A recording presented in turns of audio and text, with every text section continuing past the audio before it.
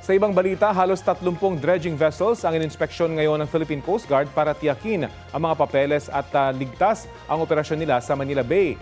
Isa sa mga yan under detention dahil expired umano ang mga dokumento. Balita hatid ni Marisol Abduraman. Ito ang dredging vessel na Kangling 539 na nakadaong ngayon sa Manila Bay.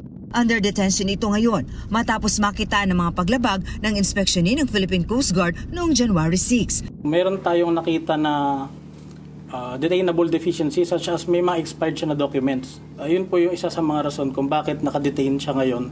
Ayon sa maritime security expert na si Ray Powell, nakahold ang barkong Kangling 539 dahil nagkaroon ito ng paglabag sa Automatic Identification System o AIS. Kapag nasa Manila Bay daw kasi ito, Pilipinas ang lumalabas na registry. Kapag nagagawin naman daw sa bahagi ng Zambales o Cagayan at sa iba pang lugar sa Northern Luzon, iba naman ang lumalabas. When you have an AIS transponder on your vessel, it's supposed to do one thing. It's supposed to transmit your identity, and there should not be more than one. You're supposed to only be one person. Ang impormasyong ito ayaw kumpirmahin ng PCG hanggang hindi raw natatapos ang kanilang inspection sa 32 na dredger na nag-ooperate ngayon sa Manila Bay. Sa ngayon, meron raw 27 na dredging vessel na nag-ooperate sa reclamation sa Manila Bay ang under inspection ng Philippine Coast Guard. Kabilang na nga itong barko kung saan tayo nakasampa ngayon.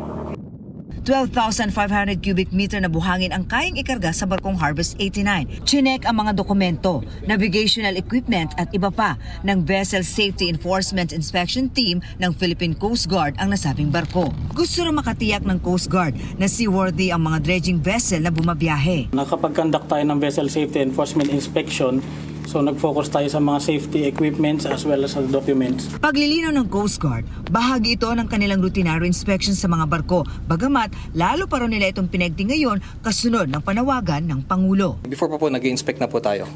So nagpa-follow up lang po tayo sa mga inspection at saka continuous pa naman po yung inspection natin. At least maasahan namin na ang barko seaworthy. Saan niyo po kinukuha ang mga barko?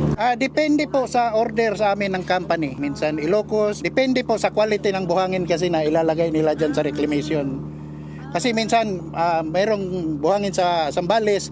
Maglalabas daw ng updated na listahan ng PCG kapag natapos nilang inspeksyonin ang lahat ng dredger. Pero sa ngayon daw, ang Kangling 539 lang ang dredger na nakadetain. Marisol Abduraman, nagbabalita para sa GMA Integrated News.